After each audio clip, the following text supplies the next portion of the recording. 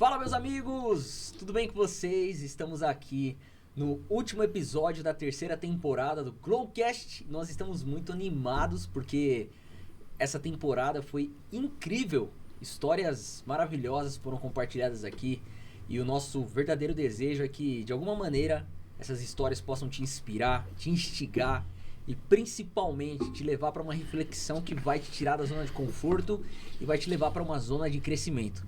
Hoje não é diferente, nós estamos aqui com um convidado e um participante sensacional que vai contar a história dele aqui pra gente. E eu tenho convicção que a história dele vai tocar na sua vida de alguma forma e vai te empurrar para uma área de crescimento. Antes da gente começar, nós vamos aqui agradecer aos nossos patrocinadores, as empresas, as marcas que acreditam aqui no Glowcast. Começando com os nossos amigos da Easy Contabilidade.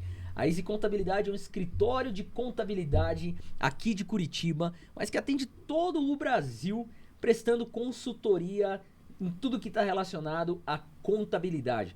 Desde a abertura de um CNPJ, estruturação de folha de pagamento, o enquadramento dentro dos quinais, ou seja, tudo que você precisar no aspecto contábil, eles vão te ajudar. Assessoria tributária, enfim. É muito importante você, como empreendedor, ter uma consultoria tributária, de impostos e principalmente contábil para te dar um suporte. E nós recomendamos a Easy Contabilidade, o escritório que faz toda a contabilidade aqui dos grupos, das empresas do grupo da Glow Holding. Obrigado, Easy! Continuando aqui, nós queremos também agradecer a Metais Tropical, que é uma empresa de reciclagem que já está no mercado desde 2009, meus amigos. Você que tem uma fábrica, você que tem uma indústria e precisa destinar insumos que não são lixo, né? É o lixo que não é lixo, é aquilo que vai ser reciclado e vai se tornar em outro item, outro insumo. E você quer destinar isso da maneira correta e mais do que isso, você pode ser rentabilizado, por isso que eles vão comprar todos esses insumos de vocês. Então nós recomendamos a Metais Tropical, uma empresa séria, honesta, que vai com certeza te ajudar na destinação de todos os insumos que você descarta muitas vezes aí. Bom, e o nosso terceiro patrocinador, nada mais nada menos que o Villa Bistrô. O Villa Bistrô eleito pela quarta vez. Agora me deu uma notícia aqui, eu lembrei que agora eles foram eleitos pela quinta vez.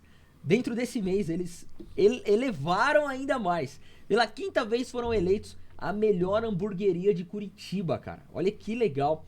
E o Villa Bistrô é um dos patrocinadores aqui. Os melhores hambúrgueres, sobremesas. Cara, é realmente incrível. Todos os hambúrgueres feitos na parrilha argentina. E eu quero recomendar. Peça Villa Bistrô aí na sua casa. Vá conhecer. Fica aqui no Batel, em Curitiba. Obrigado aos patrocinadores Easy Contabilidade, Metais Tropical e Villa Bistrô. Vamos junto, vamos pra cima.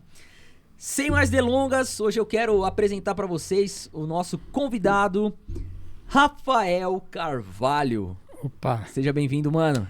Valeu, Renatão. Obrigado, cara. Esse cara aqui, gente, tem uma história incrível e ele é um dos escritores aqui desse livro, né, Rafa? Isso aí, Paixão S.A. Paixão S.A. Olha que legal, gente. A pessoa pode pesquisar a Amazon. Tá na Amazon, tá nas lugares, principais livrarias também. Principais livrarias digitais e físicas também? Digitais e físicas. Como transformar aquilo que você ama em um negócio digital. Olha que legal, cara. Essa diagramação aqui ficou linda, hein? Vou ler, hein, pessoal. Boa. Rafa, obrigado por estar aqui junto com a gente. O Rafa é fundador da Hero Spark. E vai ser um prazer ter esse tempo aqui com você, meu irmão. Que bom, cara. Eu que agradeço pelo convite. Muito bom estar aqui. Espero conseguir tocar um papo legal aqui e compartilhar de alguma forma com a audiência. Muito bom. Vamos começar então com a pergunta 1. Quem é Rafael Carvalho? Essa pergunta é boa, hein? Essa é pra já esticar o cara. Essa é boa.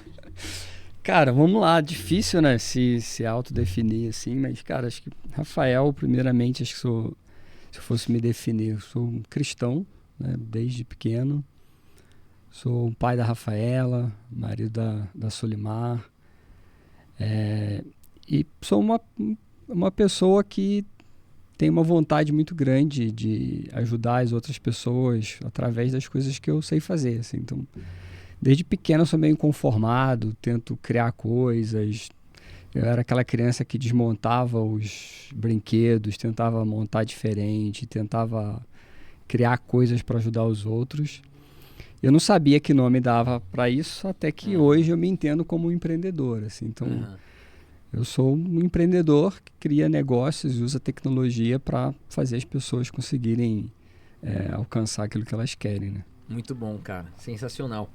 E é legal você falar isso porque desde pequeno você já tinha esse DNA em você, né, cara? De olhar para as coisas e ver se você poderia reinventar de uma forma diferente. Meio doido isso, porque não tem ninguém na minha família empreendedor. Eu venho de uma família bastante humilde. Meu pai jardineiro, minha mãe doméstica. Nenhum background de empreendedorismo. Tipo, meu pai bastante conservador, daquele que guardava dinheiro embaixo do colchão. E não sei como eu nasci assim. Tipo, desde pequeno com uma cabeça diferente, assim, olhando as coisas diferentes. Que legal, cara. Sensacional. E você já me contou um pouquinho da sua história. Isso foi sensacional. Conhecer um pouco melhor, até entender até o caminho que você percorreu pra chegar onde você chegou. Mas conta pra gente aqui, cara. Como é que você entrou no mundo dos negócios? Você já deu esse background que não vem de uma herança empreendedora. Mas como que isso aconteceu na sua vida? Apesar de você já perceber que você tinha uma diferença na forma de olhar as coisas, mas quando foi que deu um start e você entrou no mundo dos negócios efetivamente? Tá. Cara, eu vou te contar então um episódio bem fatídico, que eu acho que é o meu dia D no empreendedorismo, assim. Sabe aquele momento que a parada estala e você fala, putz, agora eu vi as coisas, assim. E isso comigo aconteceu no ensino médio. Mas para entender por que isso aconteceu é importante, é bom ter um pouco de um contexto, assim. Então, como eu te falei, eu venho de uma origem bem humilde, mas meus pais sempre acreditaram na educação. Isso é uma outra coisa que, assim, não tem... Até hoje eu tento explicar, e assim, cara, não tem uma explicação... Eu pergunto pro meu pai, por que você pensava nisso? Meu pai também não sabe. Eles acreditaram muito na educação. Então, desde cedo, meu pai e minha mãe fizeram o que puderam para eu estudar nas melhores escolas. E arrumava a bolsa, e desenrolava com o diretor, tentava de tudo, né? E eu valorizava muito isso, então eu via o esforço dos meus pais e eu tentava recompensar esse esforço sendo um bom aluno, fazendo o que era o meu trabalho ali, né? E sempre tive muita facilidade. Então, eu era sempre um dos melhores alunos da turma, assim. Que legal. E fui assim, todo o ensino. Aí chegou no ensino médio, eu tinha um único sonho na minha vida, que era trabalhar numa loja para vender sapatos. Então, meu objetivo de vida com 14 anos era me formar no ensino médio e trabalhar numa loja vendendo sapatos. Por quê? Porque eu trabalhava com meu pai na jardinagem, cortando grama. Então, eu saía da escola particular, era o melhor aluno da escola, e ia trabalhar à tarde com meu pai no jardim. Então, desde cedo, eu sempre vi esses dois mundos. Tipo, eu estava numa escola sendo o aluno mais pobre da escola, eu melhor aluno, vendo todos os meus amigos contando das viagens, que foram para a Disney, foi para não sei onde, eu nunca fiz nada disso.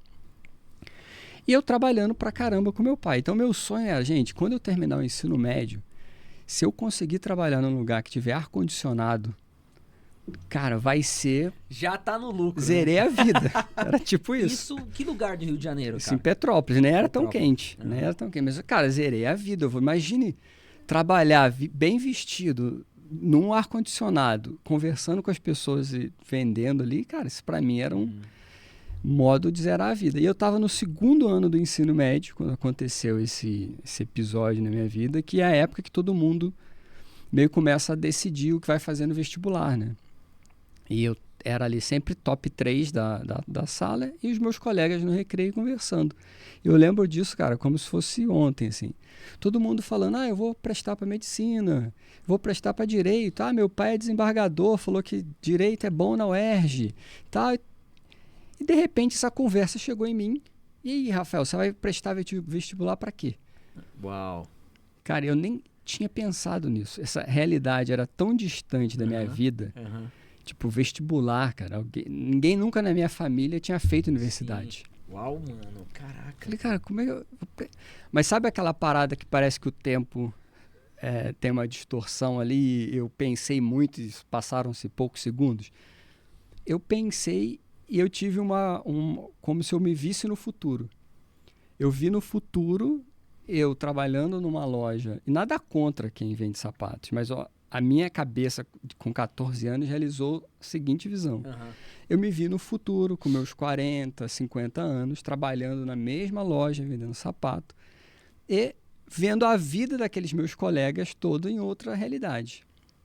Naquele momento, eu falei, caramba, que potencial desperdiçado, meu. Melhor aluno da escola, Tipo, eu fiquei... cara, puxa, super potencial. eu falei, cara, né? que coisa, né? E eu não... Mas por que isso? Porque eu nunca tinha pensado que era possível. Só que nunca ninguém tinha me perguntado que vestibular eu ia fazer, porque nem na minha família isso era realidade.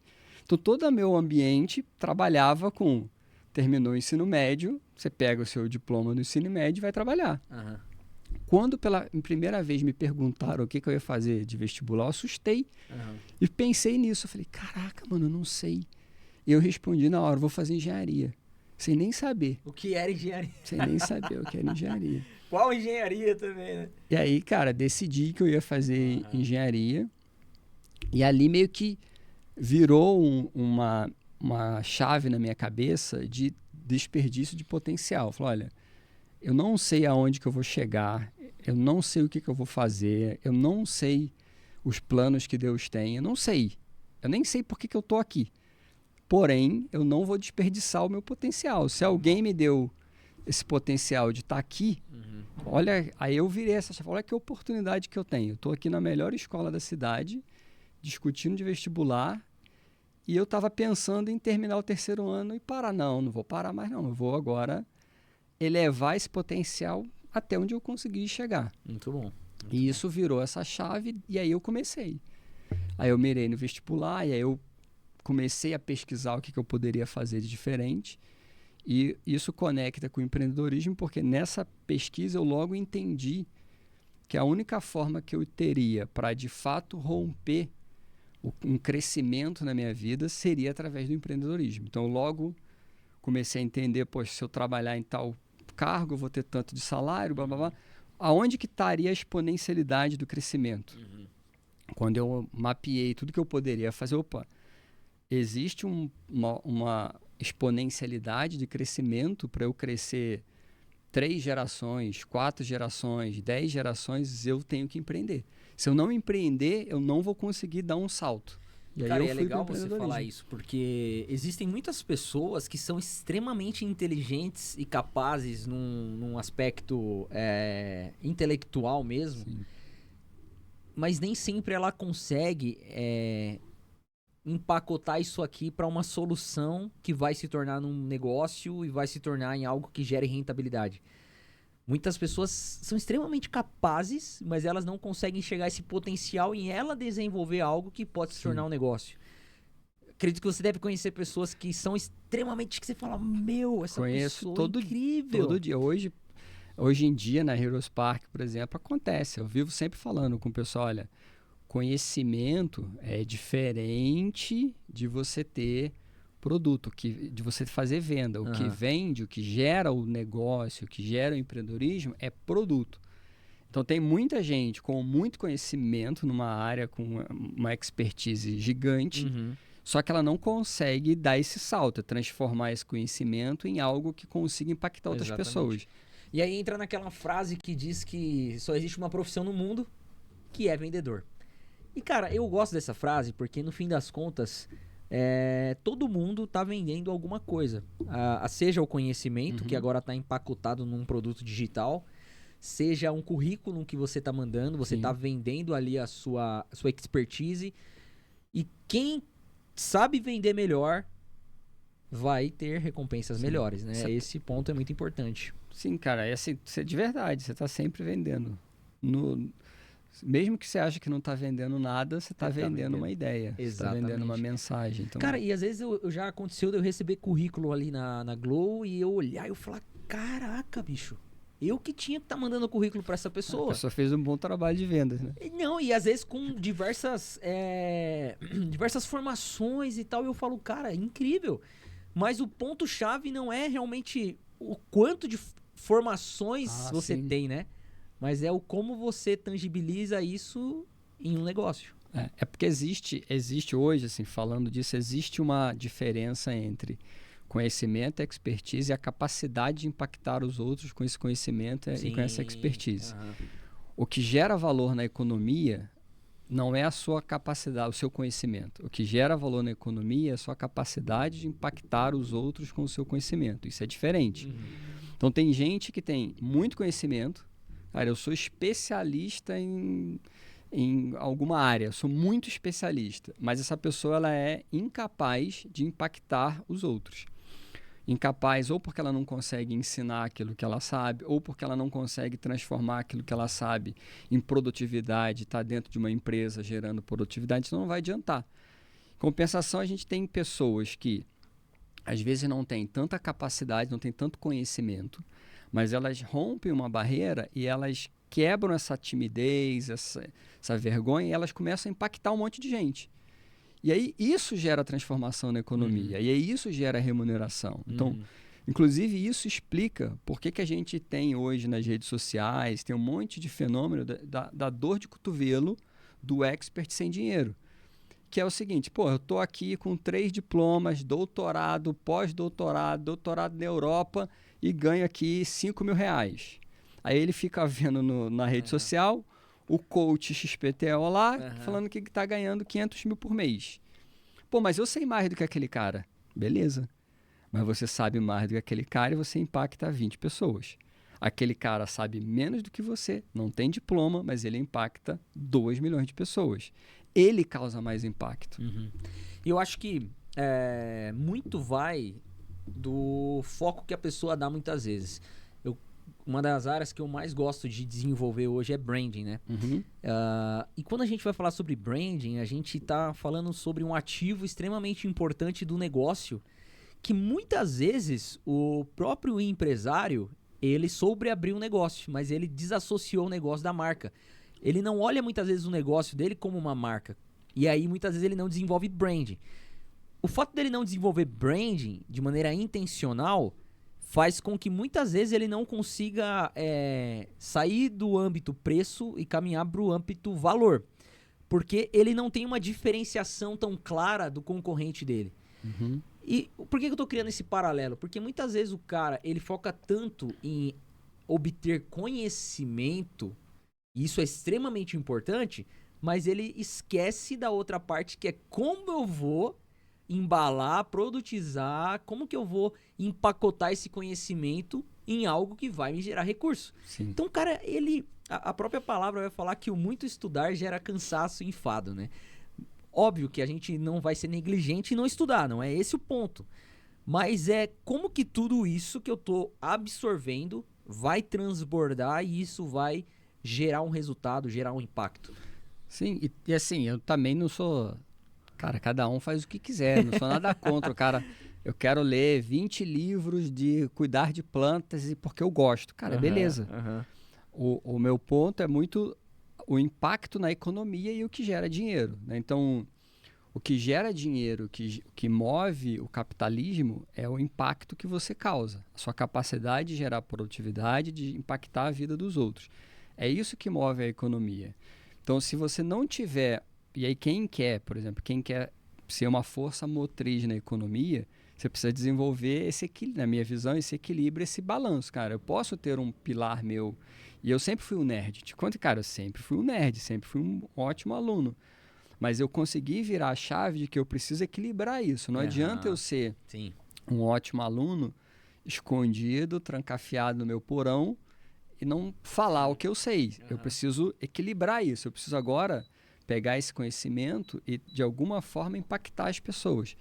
Isso que gera economia, gera renda, e aí eu posso voltar com essa renda e estudar mais e fazer essa roda girar. Sim. Isso é igual na ciência. Tipo, cara, o que gera valor na economia é ciência aplicada. Não adianta o cientista ficar lá no laboratório, ele pode estar lá. Alguém tem que ir lá, pegar o que ele fez, E aplicar, né? aplicar. E isso gera impacto. Sim. E o impacto gera valor, e o valor gera dinheiro e move a economia. Isso aí. Sensacional, cara. Animal, animal. E, cara, conta pra gente como é que foi a sua primeira empresa. Eu sei que tem uma história sensacional que você contou pra mim, a gente tomando um café. E, cara, é muito legal todo o processo que você viveu. de aceleração e etc. Eu acho que isso é muito massa, porque tudo nasceu como realmente uma semente que foi sendo germinada e tomou uma proporção muito grande. E eu acho legal você compartilhar isso com o pessoal. Boa. Cara, tipo, quase todas as minhas empresas, eu costumo dizer isso até, às vezes, em alguns lugares que eu vou falar, olha, é quase que um anti-coach, assim, porque seria muito legal eu falar que foi tudo planejado. Saca? Aquele cara que depois fala, não, eu sempre planejei tudo. A verdade é que não foi.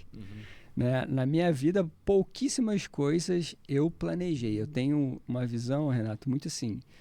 Desde que essa chave na minha cabeça virou, até muito do meu relacionamento com Deus, das conversas que eu tenho com Deus, são nessa visão assim, olha, Senhor, vai abrindo as portas e eu vou dormir tranquilo fazendo o meu melhor. E o restante vai acontecer ou não vai. Então, as minhas empresas, elas também aconteceram assim. Então, eu comecei uma empresa em 2000, olha só, tô mais velho que isso, em 99. Quase 2000. Quase 2000. Em 99, quando eu ainda estava no ensino médio, eu abri minha primeira empresa, que era um site chamado esquecido.com, para fazer agendamento de compromissos, antes de ter Google Agenda, antes de ter isso tudo. Olha aí, cara. Ainda terminando o ensino médio, depois dessa virada de chave. Tentei empreender desse jeito, peguei ali o finalzinho da primeira bolha da internet no Brasil, ali no final da década de 90, e quebrei a empresa. Fui para a faculdade, e aí na faculdade estava fazendo engenharia de telecomunicações. Na época estava lançando o Sistema Brasileiro de TV Digital. E aí eu criei uma outra empresa para desenvolver tecnologia para TV digital, para criar aplicativos, jogos. O que na época você tinha promessa de que na TV você ia poder, não sei se você vai lembrar disso, mas tinha promessa que você ia poder comprar o vestido da atriz, que você ia poder acessar o banco. Então a minha empresa estava na crista da onda ali, desenvolvendo tecnologia para isso. Essa TV digital que prometeu nunca rolou, nunca aconteceu. Essa minha empresa quebrou, essa minha empresa de tecnologia. Eu estava formado já, isso em 2010, quando essa empresa quebrou. Formado, casado e desempregado, o famoso combo do desespero. Meu Deus, cara. Foi bem difícil. Imagino. Mas aí o que eu peguei? Eu comecei, cara, chateei com a área de tecnologia, achei que não era mais para mim, e eu montei uma empresa de treinamentos. E é isso em 2011, 2012, eu criei a BizStart, que é uma empresa para treinar jovens empreendedores, né? E a gente teve um estalo na época que, olha que bacana. Na época a gente não tinha muito case de sucesso. Então, olha que doideira. O que eu ia ensinar se as minhas empresas nunca tinham dado certo? Olha que doido. É raro, mas acontece sempre, cara. Isso aí eu criei o nosso slogan era assim, ó. Eu criei um workshop que se chamava Workshop BizStart. O workshop que não vai te ensinar o caminho do sucesso, porque nós não chegamos lá. Mas nós vamos te ensinar como quebrar muito rápido e não perder a sua grana. Pronto. Uau, meti esse slogan. Caraca, meu irmão. E aí, o que a gente trouxe nesses treinamentos? Metodologias ágeis. Então, lá em 2011, 2012, quando quase ninguém falava disso no Brasil, por trás dessa brincadeira de vou te ensinar a quebrar e não ficar sem grana, a gente ensinava pensamento lean. Né? Pensamento enxuto, como você criar negócios enxutos, como você operar focado no fluxo de caixa, como você validar a ideia sem investir muito, validar a ideia de uma forma rápida, como fazer protótipo, como fazer MVPs. Então a gente começou a dar treinamento para isso. Cara, e aí a gente acertou. Então é uma coisa que eu brinco hoje quando eu falo disso, eu acertei quando eu estava tentando ensinar as pessoas a errar. Tipo, a hora que eu falei, cara, eu vou ensinar o que eu... Cara, a única coisa que eu sei agora que é errar. Você tinha uma situação de caso que era você mesmo, era né? eu. Não era algo... Eu ouvi dizer... Não, cara, eu passei por isso 2 vezes. E tinha muito assim... Nas minhas empresas anteriores, eu tinha um ego muito grande. Então, é porque contando assim, parece que é uma janela de tempo curta, mas não. Desde a primeira empresa até essa empresa de conteúdo, foram 11 anos. Então, eu tinha virado essa chave, mas eu ainda tinha uma pretensão. e aquele sonho de que eu ia criar uma empresa de tecnologia e do dia para a noite eu ia ficar milionário.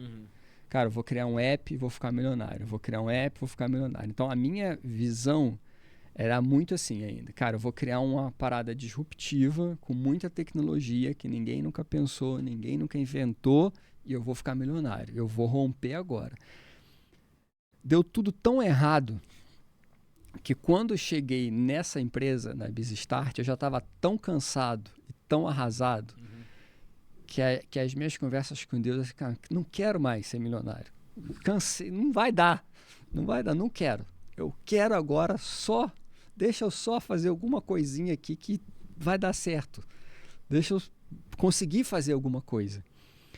E aí, dessa vez, deu certo. Olha, quando eu larguei mão de tentar pensar em mim e falar assim, cara, eu quero fazer algo porque eu quero ficar milionário. Ajustou a motivação, né, cara? Quando eu ajustei essa minha perspectiva, essa motivação de passou a ser, eu quero criar alguma coisa que vai dar certo para eu falar com as pessoas e ajudar as pessoas a não ficarem sem grana igual eu fiquei. Aí deu certo. Né? E aí essa minha empresa de conteúdo deu muito certo. A gente começou a produzir muito conteúdo numa época que quase não tinha nada na internet. A gente fazia tudo offline, era treinamento, alugar sala, workshop. E começou a crescer essa empresa de treinamento e serviço. Em 2012, a gente não conseguia mais escalar, porque... Estrutura física, a escala é muito mais difícil, né, cara? Exato. Então, a gente já não conseguia mais por estrutura física, por viagem, muita demanda de viagem. Eu sempre gostei de ser um cara da família, ficar perto da minha esposa, da minha filha. Minha filha tinha nascido. E aí a gente começou a olhar para como escalar o nosso negócio. E aí nessa visão de como escalar o negócio, que eu vi a oportunidade de voltar para a tecnologia e aí criar uma plataforma para vender os meus treinamentos, que eram offline, eu vender os meus treinamentos online, na época que não tinha nada na internet fazendo isso. Aí eu criei a minha empresa para fazer essa venda dos treinamentos online e aí rompeu de novo. E aí o negócio começou a crescer, foi onde a gente foi acelerado. Mas, de novo, essa que eu acertei pela segunda vez também não foi planejado. Eu não parei um belo dia e falei assim, agora eu quero criar uma empresa de tecnologia porque é escalável e agora eu vou ficar milionário. Porque o futuro é os infoprodutos. Não era isso. A minha visão já era muito mais pragmática. Eu tenho uma empresa que está dando certo e eu tenho um problema nessa empresa que eu não consigo fazer mais vendas porque eu não consigo entregar.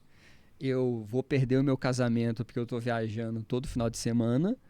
Eu preciso resolver isso. Eu tenho um mega de um problema nas mãos. Como que eu resolvo esse meu problema? Isso é incrível, né, cara? Porque se você for analisar, todos os grandes negócios nascem de problemas que foram encarados, né?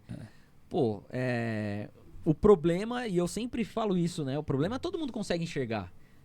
Mas você se engajar e encontrar uma solução, e não só encontrar a solução, mas desenvolver a solução, que nem sempre a solução é a toque de caixa, cara, você vai precisar pagar um preço para isso.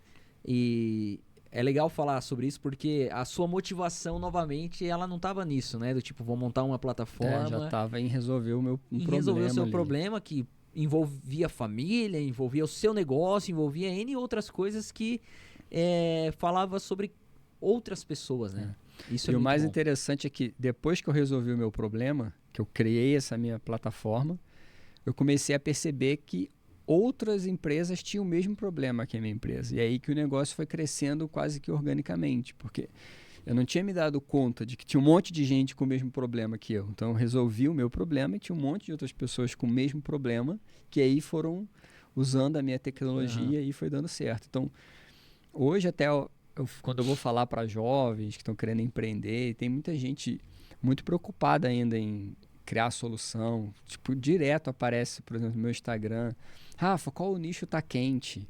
Não sei o que lá, qual é o próximo app? Eu falo, cara, para você dar certo, você tem que ser especialista em problema. Você tem que entender muito bem de um problema. Porque quem vai conseguir criar algo de verdade passa por você entender muito bem sobre uma dor, sobre um problema. E depois você ser capaz de resolver essa dor e resolver esse problema. Então, se você não for um especialista em dores, ou um especialista em problemas, você não vai ser um bom empreendedor. O empreendedor, ele tá sempre procurando um problema, cara. Por isso que a galera às vezes se desespera com o Brasil. Ai, Brasil! Pô, Brasil. Fala, cara, que maravilha, pô. Você anda na rua, você vai andando pros lados, você só vê problema. Não? Cara, várias oportunidades de negócio, né, irmão? Tem um monte de oportunidade. É Aí, se verdade. tem muito problema, você tem muita oportunidade. Cara, é aquela do enquanto alguns choram, outros vendem lenços, né? Exato. E essa é uma verdade, porque, cara, tá chovendo, quem que vai vender o guarda-chuva pra essa pessoa? Então, a forma que a gente lidar com o problema é realmente o que a gente vai gerar de resultado nos nossos negócios, né? E a gente muitas vezes está disposto a encarar esses problemas, e a verdade é que vão surgir novos problemas e a gente sempre vai estar sendo perseguido por problemas.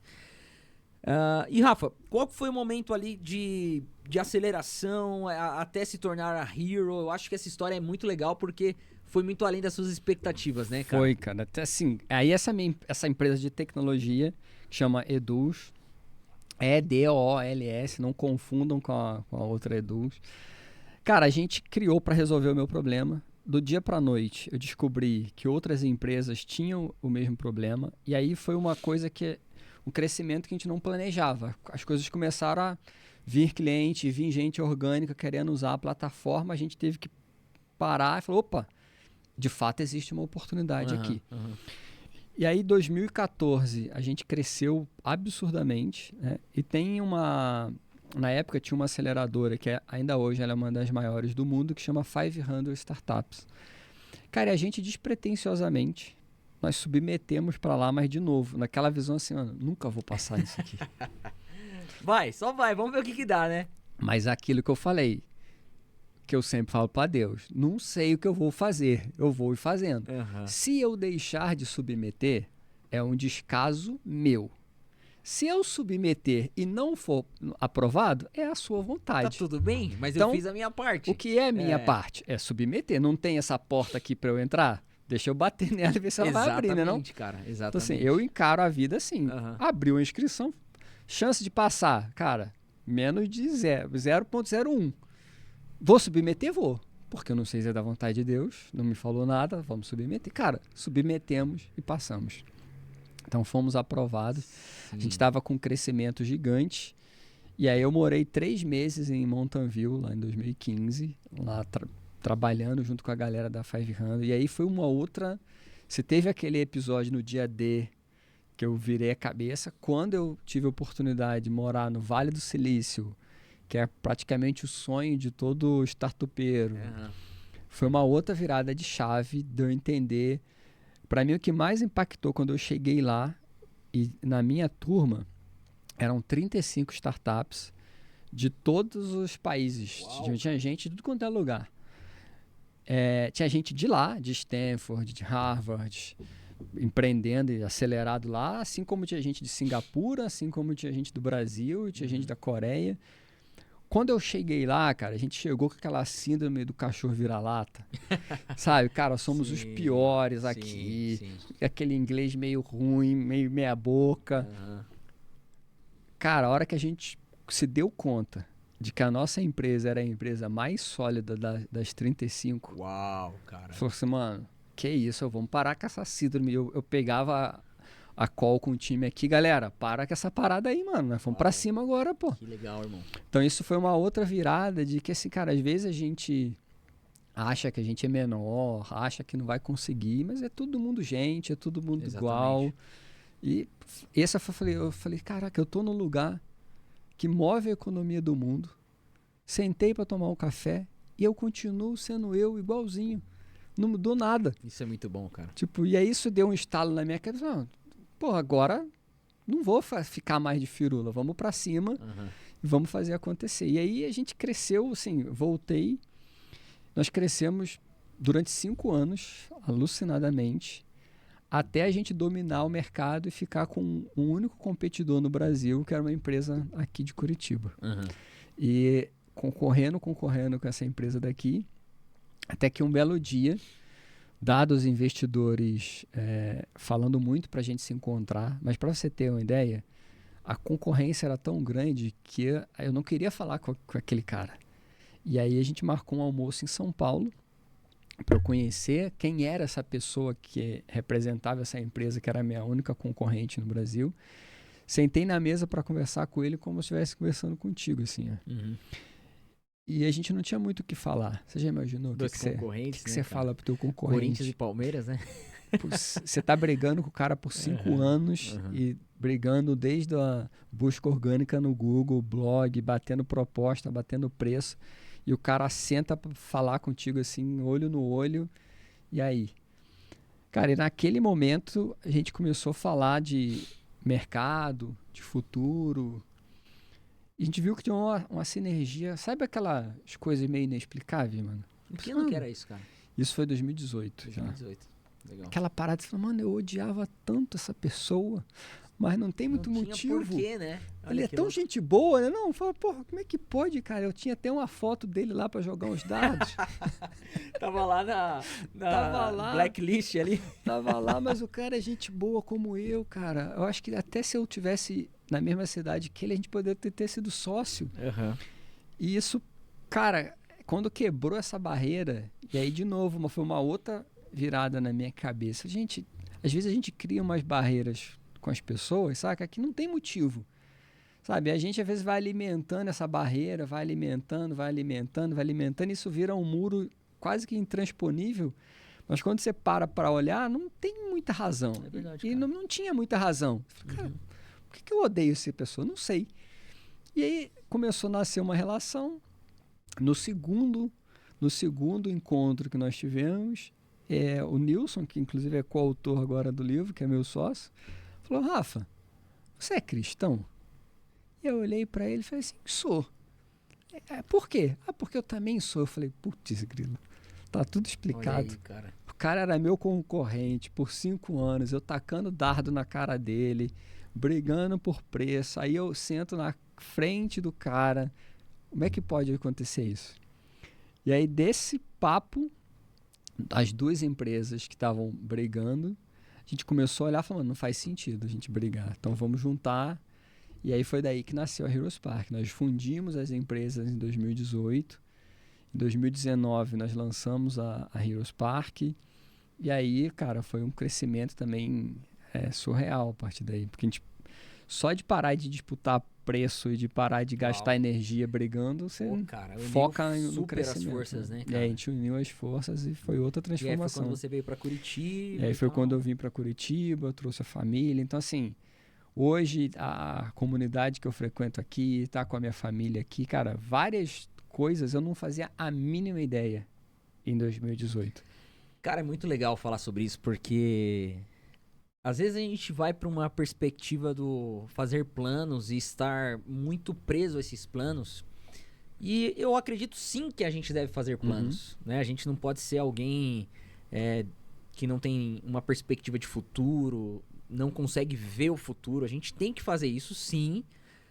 Sobretudo, a gente tem que estar muito aberto a Deus mudar tudo. Exatamente. Como dizem Provérbios, o homem planeja os seus passos, mas o Senhor dirige. O Senhor é que realmente coordena. Então a gente pode planejar, cara. E é interessante porque eu aprendi também com a vida de que, cara, Deus ele tem todo o direito. E eu até clamo por isso. Deus, se o Senhor quiser mudar todos os meus planos, faça isso. Né? A Bíblia diz que a vontade de Deus é boa, perfeita e agradável. E eu quero acessar essa vontade que é perfeita. Mas para isso, muitas vezes, a gente vai ter que abrir mão dos nossos planos, né? Quem diria que você ia estar em Curitiba? Eu também, cara. São Paulo, eu nunca imaginei estar aqui em Curitiba. Cara, a minha vida, assim, é cheia disso. Eu posso te contar um testemunho? Claro, meu amigo. Cara, a minha vida, assim... Essa minha ida para a faculdade, para engenharia de telecomunicações, ela não foi assim tão fácil. Olha só o que aconteceu. Quando eu fui fazer o vestibular, eu estava te falando... era uma época que não tinha Enem ainda, você fazia separado, né? E aí, o que eu sabia? Eu tinha tido uma conversa com meu pai, falei, pai, eu quero fazer vestibular. Meu pai falou, filho, eu não tenho como pagar mais um preparatório para você. Falei, pai, ele falou, não, filho, eu vou fazer assim, eu vou fazer um esforço, eu consigo pagar mais 1 ano de preparatório, de pré-vestibular para você fazer engenharia. Mas eu não consigo fazer mais. Se você não passar, você vai ter que trabalhar, e é isso. Falei, beleza. E aí eu fui fazer o preparatório, e aí chegou na época de se inscrever nos vestibulares, eu montei uma estratégia. Desde sempre eu queria engenharia de telecomunicações na Universidade Federal Fluminense, era o meu sonho. E aí o que eu fiz? Eu falei, opa, eu só tenho uma chance. Sabe, aquela excesso de oportunidade é muito ruim. Eu nunca tinha excesso, tinha escassez de oportunidade. Aí o que eu fiz? Mas você aproveita com todas as eu olhei assim, o ERJ. Qual é a engenharia menos concorrida? Era engenharia cartográfica. Aí eu me inscrevi na UERJ para engenharia cartográfica. Aí eu fui na UFRJ, qual é a engenharia menos concorrida? Engenharia naval. Aí eu fui para a UFRJ e me inscrevi em engenharia naval. Aí eu fui no vestibular da UF e falei, não, nessa aqui eu vou botar engenharia de telecomunicações, que é a que eu quero. Estudei. Fiz os vestibulares, resumo da ópera. Passei para engenharia cartográfica, passei para engenharia naval e não passei para engenharia de telecomunicações. Uau, velho. Aí é aquela parada das decisões e da fé. Cara, o que eu vou fazer? Vou aceitar isso aqui mesmo? Escassez de oportunidade. Pai, desde pequenininho eu queria ser engenheiro cartográfico. Estou muito feliz, eu vou para engenharia cartográfica, mano. Por quê? Era a transformação da minha realidade. Era a única oportunidade que eu tinha. Eu não tinha uma segunda chance.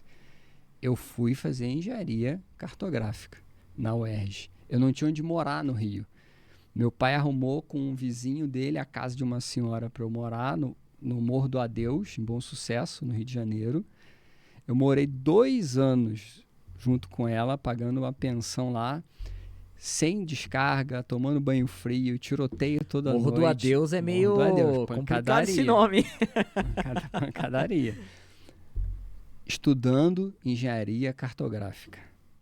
E eu queria engenharia de telecomunicações. Sim. Chegou 2 anos já de faculdade.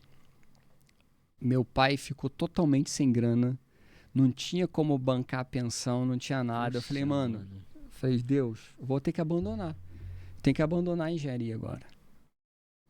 Aí eu comecei a procurar emprego. Você sabe o que é o cara fazer o currículo, ele distribuir o currículo em tudo quanto é lanchonete de Bom Sucesso, não ser chamado, porque eu era overqualified. Tipo, eu era mais qualificado. Eu estava fazendo engenharia, distribuindo currículo para ser vendedor. Porque eu queria trabalhar, eu tinha que ajudar meu pai. Não consegui emprego. Falei, meu Deus, o que eu faço? Aí eu voltando com um amigo cristão no ônibus de noite, falei, Rafa, você tem que fazer concurso público. Falei, caraca, mano, nunca tinha pensado nisso. Vou fazer concurso público. Aí eu comecei a fazer concurso público, Renato. Eu fiz umas 20 provas de concurso público. Caraca, meu irmão. Só que era sempre assim, ó. Eu nunca mirei em um. Falei, eu não sei em qual que eu vou passar. Eu vou fazer todos. Muito bom. Eu fazia merendeiro da prefeitura de São João de Meriti. Tava eu lá, nível 4ª série. Sem sacanagem, eu fiz umas 30 provas. Caraca. Eu não passava em nenhuma. Eu ficava por 1 ponto. Meu Deus, mano. Aí eu comecei a entrar no... Era tipo assim, não quero que você passe, Comecei Deus, a entrar né? Porque, no desespero. E passando o tempo, meu pai sem grana, eu vou ter que trancar a faculdade, vou ter que voltar. Aí eu peguei lá a folha dirigida na época, me inscrevi. Tinha assistente administrativo na Universidade Federal Fluminense. Falei, cara, eu vou me inscrever. Tinha 30 vagas, 15 mil inscritos. Meu Deus do céu, mano. Falei, vou me inscrever nisso aí. Então, vamos ver o que vai dar. Me inscrevi. Essa prova, eu nem olhei o que ia cair. Eu já estava tão fissurado que eu já sabia. Eu já estava tão no desespero. Eu estudava, cara, 10, 12 horas por dia. Porque eu estava fazendo faculdade e estudando para os concursos. Eu cheguei e fui fazer a prova. Voltei para casa. Olha o resultado. Passei em 6º lugar. Uau, cara, de 15 De 15 mil. Passei em 6º lugar. Meu Deus, cara. Vou tomar posse do meu cargo. Chamam por ordem lá. Aí eu tô lá dentro da universidade já, tomando posse. O reitor... Rafael, tem aqui para você escolher. Aonde você quer trabalhar? Tem medicina, mas era assistente administrativo. E tem aqui, ó, mestrado em engenharia de telecomunicações. Falei, quero ir para cá. Aí eu comecei a trabalhar como funcionário da universidade, trabalhando dentro do mestrado de engenharia de telecomunicações. Estudando engenharia cartográfica na UERJ.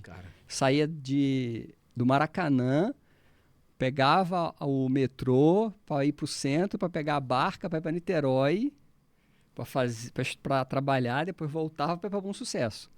Meu Deus, mano. Um trampo. Caraca, irmão. E aí eu fiquei 1 ano e pouquinho trabalhando no mestrado.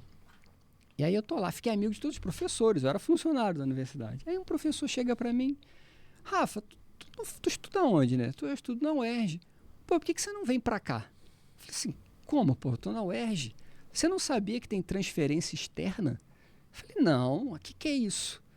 Eu não sei se você sabe disso, mas existe, entre as universidades, existe uma prova que se chama transferência externa, que é para, conforme as pessoas vão desistindo, para aproveitar as vagas ociosas, eles abrem um concurso que você pode submeter para entrar num curso. Eu falei, caramba, não sabe, isso não é divulgado. Ninguém nunca tinha me falado, isso não sai em jornal. Aí eu pesquisei no site da universidade e tinha. Resumo, eu fiz a prova para transferir da UERJ para a UF Engenharia e Telecom. Passei. Nossa, cara. Aí eu, depois de 3 anos nesse trampo, eu fui estudar Engenharia de Telecomunicações na Universidade Federal Fluminense, trabalhando aonde? Na Universidade Federal Fluminense. Meu Deus, cara. Olha o caminho, Olha né? que doido, mano. Cara, e é muito louco porque a gente não acredita no acaso, né? A gente não acredita na sorte, a gente não acredita que aconteceu por acontecer. Não foi... Cara, tudo tem um propósito, Cara, e o meu pior irmão. não é isso. É todas as provas que eu não passei. Então, Eu falo assim, Merendeiro obrigado em São que eu não João passei. do Meriti, mano. Hoje eu olho e falo assim, Caraca, obrigado que eu não passei. Não era pra eu mas passar. Não era, exatamente. E Se eu passasse, nada ia que acontecer. maluco, velho. E é interessante porque Salmo 139 vai falar isso, né, cara? Que os nossos dias contados foram escritos no livro de Deus. É. E como é maluco perceber que toda essa jornada, ela tava apontando para um propósito de tudo que você iria desenvolver. E eu gosto muito de falar sobre isso porque a gente vive numa geração que ela é muito ansiosa, né, cara? Uma geração que ela tem uma ansiedade muito grande no coração sobre o que ela vai viver, o que ela vai construir. Sim. E isso faz com que dificilmente as pessoas saibam lidar com processos. Então ela vê uma história incrível e a gente celebra o que tá finalizado, o que tá construído. Ver a Hero, fala, uau, cara, parece que aconteceu num passe de mágica. Foi lá, eu tive uma ideia aqui. Foi um... Cara, existe uma jornada e saber lidar com a jornada, saber lidar com o processo, não se constrói algo grande rápido. Não. E eu falei muito isso, você falando em planos, né, cara? Hoje eu aprendi com isso tudo, eu lido muito assim, eu faço meus planos. Tipo, eu acho que a pessoa tem que fazer planos, sim, como você falou, mas eu sempre falo com Deus assim, olha, aqui estão os meus planos, mas eu sou tão limitado, tão falho, minha visão é tão pequena, que eu sei que os seus são os melhores que os meus. Sim. Então vamos fazer assim? Aqui estão os meus. Mas eu prefiro os seus. Então vai mandando e eu vou fazendo. Que assim. E a forma que eu aprendi também, estando à frente da empresa, que às vezes eu falo isso, a galera surta. Falo, pô, como é que você lidera uma empresa se você lida assim? Né? Eu combino essa que eu chamo de uma incerteza de fé. Porque, cara, eu tenho uma incerteza. Eu não estou tão preocupado com o que vai acontecer, porque eu tenho fé de que Deus tem o controle. Então isso gera uma incerteza. Mas eu equilibro isso muito com saber que eu estou fazendo o melhor. Então tudo que eu vou fazer, eu faço o meu melhor. Legal. Porque eu nunca sei. Aí vem aquele ponto assim, cara, eu fiz as 30 provas lá que eu te contei desse testemunho. Todas que eu fiz o meu melhor. Todas as 30 eu estudei igual um condenado, porque era o que eu poderia fazer. Se eu fosse aprovado ou não, não caberia a mim. Então, isso é diferente de você ficar largado aí ao léu e achar que Deus vai fazer alguma coisa. Né? Tenho meus planos, sei que eles são falhos, mas o que eu tenho como princípio? Toda oportunidade que eu tenho, igual, por exemplo, de estar aqui. Cara, eu estou aqui. O meu melhor, essa é a minha melhor versão, porque tudo que eu vou fazer, eu vou entregar o meu melhor. E o restante disso? Não sei, Renato. Aí é Deus que vai resolver. É legal isso, cara. Mas isso é estar aberto a viver, cara, aquilo que Deus pode fazer e só Ele pode fazer. Exato. Né? É depender da graça.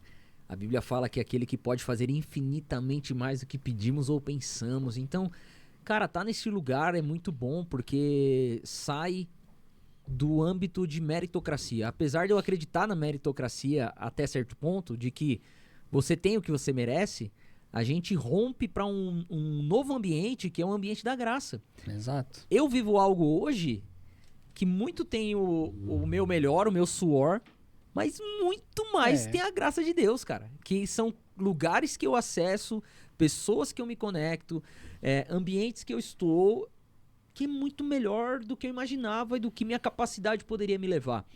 Então, eu costumo dizer também muito isso que você tá falando, cara. O meu amanhã, eu não sei como vai ser, mas Deus já está lá, então vai ser bom. Exato. Ponto. Como que vai ser? Não faço ideia. As pessoas até falam, cara, como assim, né? Hoje tem um novo termo dentro dos C-Levels, né? Que é o CVO, né? Que é o diretor de visão. Divisão não, de visão da empresa. E a gente tem que ser visionário, né, cara? Claro. Mas eu aprendi com um texto de Provérbios que fala: acima de todas as coisas, guarde o seu coração, porque dele depende toda a sua vida. Isso fala muito sobre expectativas, né? E muitas vezes as pessoas, elas comprometem a sua vida, sua fé, sua alegria, porque elas colocaram expectativa em algo ou em alguém que elas não deveriam ter colocado. Porque pessoas podem e vão falhar. Lugares também, instituições também. A economia vai falhar. Tudo nessa vida é instável. Agora, por isso que ele fala: guarde o seu coração acima de todas as coisas. Então, quando você coloca o seu coração nesse lugar que é estável, a Bíblia vai falar de um reino inabalável. Cara, você pode viver o que for aqui na terra. Seu coração tá seguro, porque você guardou ele. Então, eu lembro, cara, nitidamente, como se fosse hoje, um amigo chamado Juan. Juan Pinheiro, do Hangar 7. Inclusive, eu recomendo que vocês o conheçam. Ele é pastor de uma igreja muito legal. Sigam aí. E, cara, uma vez eu fui visitar a igreja dele lá em São Paulo, em Indaiatuba. E, cara, uma igreja sensacional, estrutura incrível e tal. E eu fiquei, assim, impactado com tudo que eles estavam vivendo ali. E eu parabenizei ele. Eu falei, cara, parabéns, tudo que você tá vivendo aqui, incrível e tal. Ele falou, Renato, tudo isso aqui, cara, se Deus falar pra mim, pega a chave hoje e dá pra qualquer um aqui, eu faço isso. Porque eu não tô apegado a nada disso aqui, cara. Eu tô apegado ao Senhor. Cara, aquilo me impactou de uma forma que eu nunca mais esqueci, porque muitas vezes nós vamos construir coisas que Deus vai falar, cara, agora dá pra mim. Sim.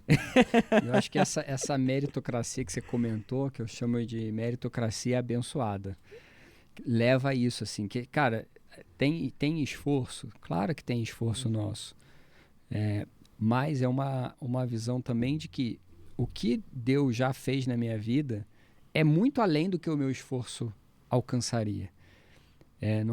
Não é algo que é unicamente porque eu fui lá e fui dedicado e estudei. Porque tem outras milhares de pessoas que foram lá, estudaram e talvez não conseguiram. Então, eu hoje tenho essa visão. Eu falo, opa, eu tenho o meu mérito, mas muito mais do que o meu mérito é o milagre que Deus fez na minha vida. Então, isso me dá uma visão de mundo também de ser extremamente grato e desapegado. Poxa, às vezes as pessoas falam, Rafa, tá acontecendo uma crise, tá acontecendo não sei o quê, e eu tô de boa ali. Por quê? Porque eu sei que aonde eu tô hoje não foi porque eu tô aqui porque eu fiz tudo acontecer dos meus planos, até não tenho controle de tudo. Não. Eu sei que eu tô aqui porque Deus me colocou aqui, fez essas condições para eu chegar aqui, eu vou desempenhar o meu melhor no que eu tô aqui. Mas se Deus quiser me levar para outro lugar, tiver uma outra visão, tiver outros planos, eu também irei fazer o meu melhor aonde Ele colocar. Então, quando eu virei essa chave, cara, a vida ficou muito mais leve, sabe? Esse é trabalho pra caramba, planejo pra caramba, mas a vida é leve. Porque eu tô nas mãos de Deus, Isso eu aí, vou cara. fazendo. E não é um jargão, né? Não é. Tô na mão de Deus, mas eu faço tudo do meu jeito. Não, cara. É Na o hora jeito do de aperto, Deus, né? tem que deixar jeito Deus de no Deus. controle. Você tem que dar o manche pra ele, né? Sim, cara. E, Rafa, pra gente até partir aqui pro encerramento, me diz uma coisa. Como é que tá a Hero hoje? Como que as pessoas podem acessar a Hero? Fala um pouco dela nesse sentido. Boa. Cara, tem 2 lugares assim principais para acessar a Hero, né? O site, que é heroespark.com, Hero de herói, Spark de faísca em inglês.com. Tem lá o nosso site e também o nosso Instagram. Então, Heroespark, você também acha a gente no Instagram e no meu Instagram também. Então, se quiser falar comigo lá, perguntar, pedir alguma coisa, bater um papo, Rafael Carvalho. E hoje a Hero é uma plataforma para infoprodutores. Explica um pouquinho pra galera como é que tá hoje a estrutura. Hoje a Heroespark é uma plataforma para qualquer pessoa que quiser vender o seu conhecimento na internet. Né? Você pode usar a Heroespark para todo o conjunto de ferramentas. Então, desde a parte de criação de páginas, funil de vendas, disparo de e-mails, e aí principalmente o checkout. Então, toda a infraestrutura de tecnologia que uma pessoa precisa para vender um curso, um e-book, uma mentoria, tudo isso tem dentro da Heroespark. Muito bom.